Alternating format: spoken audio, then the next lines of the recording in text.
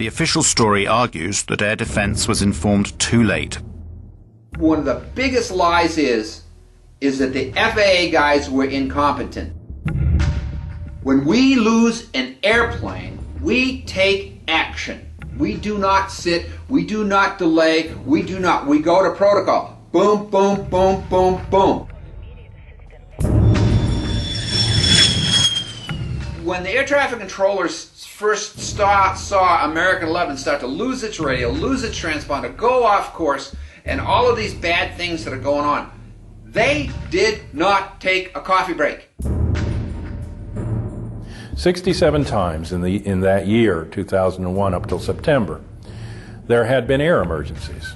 They can get a plane up in from 6 to 10 minutes and scramble it, and 67 times that year in air emergencies. But there was not an instance where an air emergency went ignored for long periods of time until 9/11. A lot of people down the road say, well, the president had to give authority to shoot aircraft down and stuff like that. That is not true. An interceptor pilot has the responsibility and the authority on his or her own to shoot down an airplane if they think the situation calls for it, and this is how it would be. You don't have to wait for a military command. You don't have to wait for orders of any kind. That's not an option. That's the law. It's inherent in being a fighter pilot. You know that's what you have to do, unless somebody has told you to stand down. Before 1970, we had one form of scrambling aircraft, and it was immediate, bang, bang, bang. Then in the 1970s, we had some hijackings come into our civil airspace, and that wasn't a quick response. What we did in that is we didn't want the hijackers to know that we were there, so we didn't rush the fighters off the ground, and we kind of snuck them up behind the aircraft. So we put a second protocol in, and the reason that the hijacking protocol is slow is because you had to get Pentagon approval before you could release your fighters. Those two type of protocols lasted until June 1st, 2001, 3 months before 9/11. In June of 2001, Rumsfeld and the Pentagon and the military changed the procedures, and instead of having two protocols, one fast, one slow, they went to one protocol, slow. If we had reacted to the in-flight emergency immediately, the fighters would have been up and on the way, and those aircraft would never, ever have reached their targets.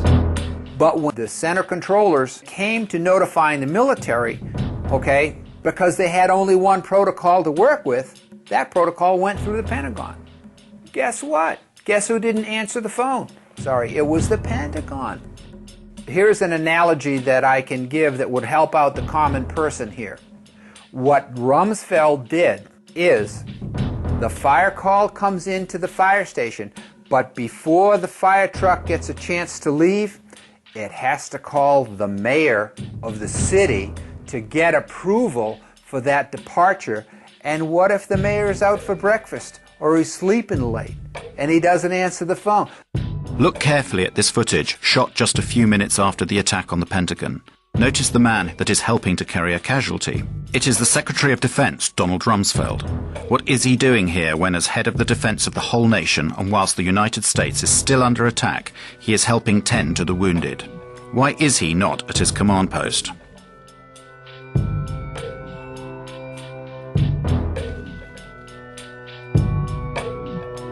The phone calls went to the Pentagon.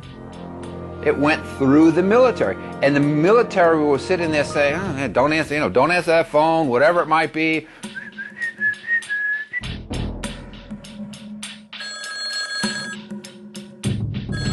Now, how would you like your fire department to sit there and say, "Well, I'm sorry, we can't come and put your house out and save your lives because the mayor didn't say so"?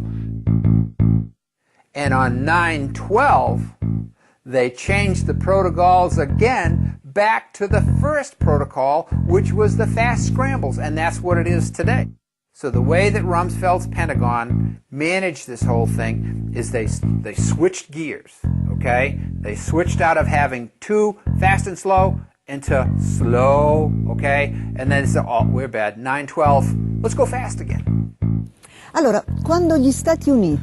the United States was attacked without warning at Pearl Harbor, after 8 inquiries, General Walter Short, commander of the Army for the Defense of Hawaii, and Admiral Husband Kimmel, commander-in-chief of the Pacific Fleet, were both charged with negligence and summarily dismissed.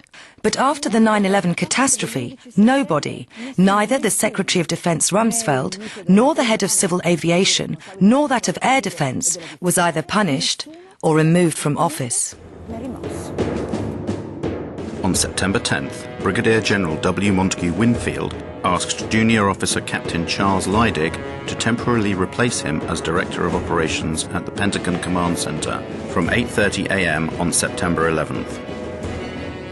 Later that day, after Flight 93 was reported crashed, Winfield resumed control.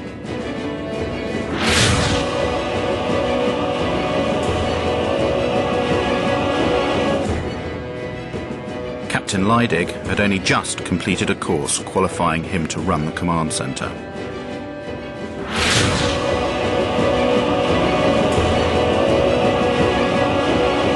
On September the 11th, Brigadier General David F. Worley Jr. was commander of the Andrews Air Force Base, the nearest one to the Pentagon.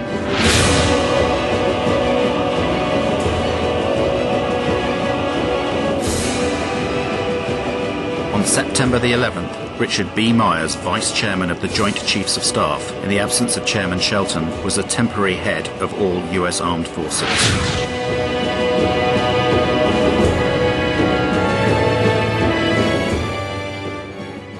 On the 14th of September, after only 3 days of investigations, the FBI announces it knows everything about the hijackers of the flights. We have, in the last 24 hours, taken the manifests and used those as an evidentiary base, and have talked to many of the families of the victims, and have successfully, I believe, identified many of the hijackers on each of the 4 flights that went down. Let's look at the Lockerbie case. It took 2 years to bring indictments in that case. 2 years. In this case, in only 3 days, the FBI provided the names of all the hijackers without providing any evidence that they were actually on the flights. On the 12th of September, the Attorney General of the United States, Mr. Ashcroft, declares to the whole world that the passport of one of the hijackers had been found, a few blocks away from the ruins of Ground Zero.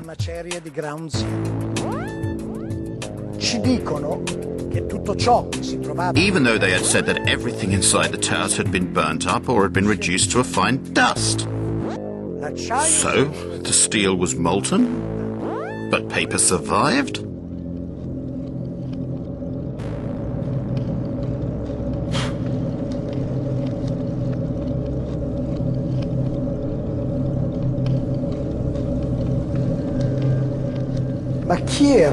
Who were these hijackers? The official story states that 15 out of the 19 came from Saudi Arabia, that they were trained in Afghanistan, and that they were Islamic fundamentalists, fanatical Muslims. Al-Qaeda is supposed to be a Salafist network, and Salafism is a very, very Puritan strain of Islam that suggests that we need to follow very closely, to the letter, the activities of the Prophet Muhammad. So, were these people Islamic fundamentalists? The evidence would suggest no. Muhammad Atta was basically not an Islamic fundamentalist. There was always drinking, always drinking. It wasn't wine, it was beer or liquor or whatever. There was always drinking, always. And they had massive supplies of cocaine. Muhammad and all these people that he was with, they were drunk and stoned out of their freaking minds.